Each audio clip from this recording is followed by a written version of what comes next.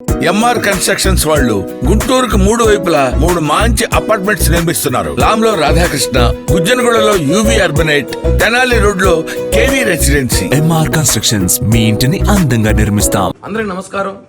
నేను మీ కిరణ్ రాయల్.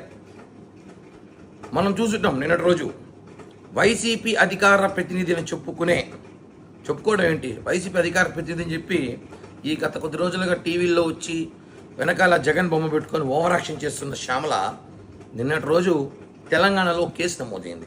అది ఎట్లాంటి కేసు అంటే, యువకుల్ని టార్గెట్ చేసి ఏదైతే బెట్టింగ్ యాప్స్ పేరుతో బలి తీసుకుంటుందో దాన్ని ప్రమోషన్ చేయడం. ఈమె ఒక అధికార ప్రతినిధి పార్టీకా, లేదా బెట్టింగ్ యాప్స్ ప్రమోషన్ చేయడం అధికార ప్రతినిధా? చెప్పండి.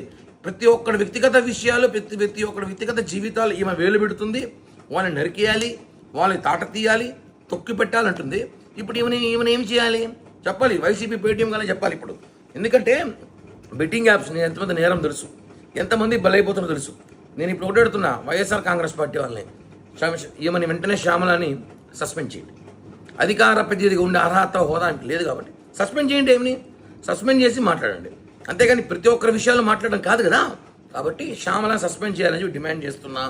అదేవిధంగా ఏదైతే ఏపీలో కూడా బెట్టింగ్ యాప్స్ ద్వారా చాలామంది యువతులు బలయ్యారో అవన్నిటి కూడా పరిశీలించి ఈమె మీద కేసు నమోదు చేసి మర్డర్ కేసు పెట్టాలి.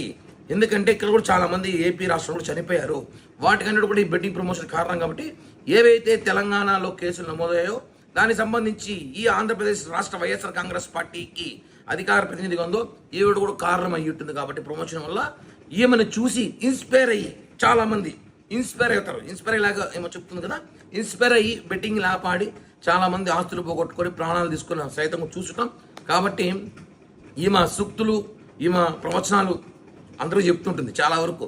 ఇవన్నీ సోది పక్కన పెట్టి శ్యామల గారు కూడా అన్నాను. ఎందుకంటే గారు అనే గొప్ప నేను చేయట్లే. శ్యామల మీద కేసు నమోదు చేయాలి, వైసీపీ నుంచి సస్పెండ్ చేయాలి. అధికార ప్రతినిధిని ఆమె వైసీపీ పార్టీకా లేకపోతే బెట్టింగ్ యాప్స్కా? కాబట్టి ఆమె మీద చర్యలు తీసుకోవాల్సిందిగా ఏపీ పోలీసుల్ని కోరుతున్నాను.